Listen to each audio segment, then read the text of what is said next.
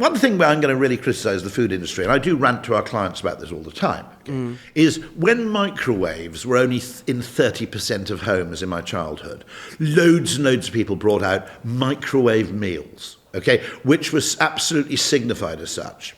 The number of people who've brought out air fryer meals, in fact, the number of foodstuffs which actually have air fryer instructions on the cooking, some M&S products now do, is ludicrous. It shows a complete failure of innovation because you have this, and I would also argue there must be foods that Deliveroo deliver, where actually the best way to consume it is to get Deliveroo to deliver it and then bang it in an air fryer for 2 minutes before you eat it. So this is what Black Bear Burger do, right? Right, okay, hit me with this. Because I think there must be a way of cooking a pie which is air fry for a bit, microwave for a bit. So we were talking about this. Okay. So basically they were getting loads of, the downside of the street food things, you get the fast feedback, but then when you bugger it off to Deliveroo, is you're inherently, just because of just everything that can go wrong, traffic, blah, blah, blah, blah, is you could get your customer complaints go through the roof.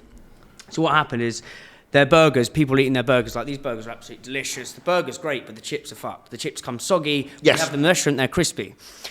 And so they sort of got, again, fast feedback. Put the chips in a box, have the instructions. Well, they said, like, there's 2 ways to make our chips as close as that you're going to get them to a restaurant. It goes, option 1, take them out, put on tray, air fryer X.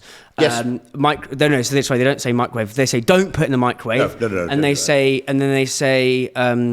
whack in the oven for thing. And it's just that. But what they do is they put it on the packaging. Brilliant. So it's so clever because like they've already sort of dealt with that objection before it's arisen. And there's a very interesting finding actually clever, yeah. from, I think it was Pizza Hut delivery, who found that by far the biggest determinant of customer satisfaction was actually the heat of the food.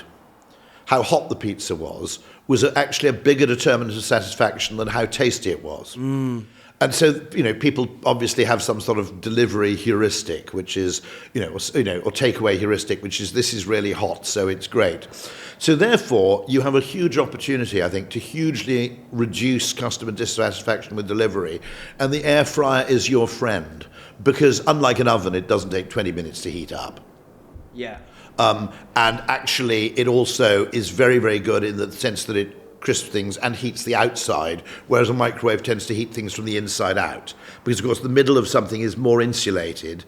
The microwave applies energy evenly, but the inside is more insulated than the outside, so that you tend to make it hot in the middle and soggy on the outside, whereas what you want is the opposite. So I think, yes, what M&S should do, the M&S wings I get a lot, the big sort of the circular thing of wings. Now, wings, in my opinion, have to be crispy. If they're not crispy, they're fucking rank.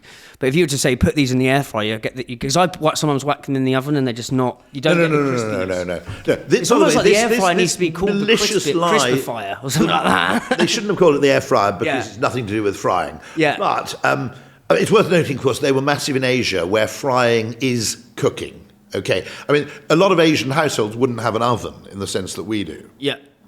We have rather ridiculous ovens because they're designed for like an enormous turkey. They're designed for a kind of cooking that we do either once a week or once a year, depending on the household. And consequently, they use a lot of energy and they take a long time to heat up. The air fryer is actually a bit of a way of saving the planet because it's a much more efficient energy use. But no, I think that, by the way, we must fight this malicious lie that an air fryer is just a small convection oven. Yes, notionally, it shares parts in common, but the way it operates by super circulating air. What would you call it? Because I read a thing the other day saying, I thought it was, I don't know where I read it, but it was like artificial intelligence needs a rebrand because it's scaring everyone and needs to be called co-intelligence. I don't know whether I agree with that, but I thought it was interesting. There is a phrase that someone has borrowed which is augmented, and people have started using things like augmented intelligence. What would you rebrand the name of the air fryer? Well, it's a bit late for that. To be absolutely honest, I wouldn't start from scratch.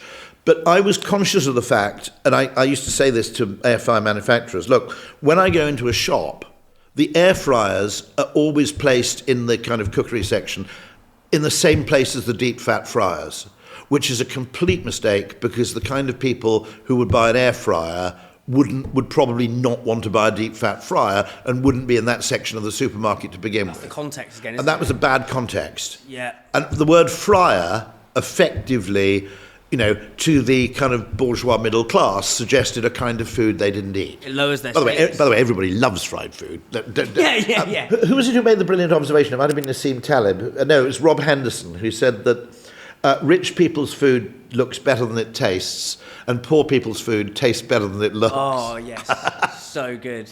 Espressos is sponsored by supply chain software gurus Unleashed. It talks to your e-com and accounting software. It's helped Islands cut admin time in half, get granular clarity on your margins, know where your stock is, don't miss availability. Brands like Candy Kittens, Tiny Rebel and Trip all use Unleashed, and so should you.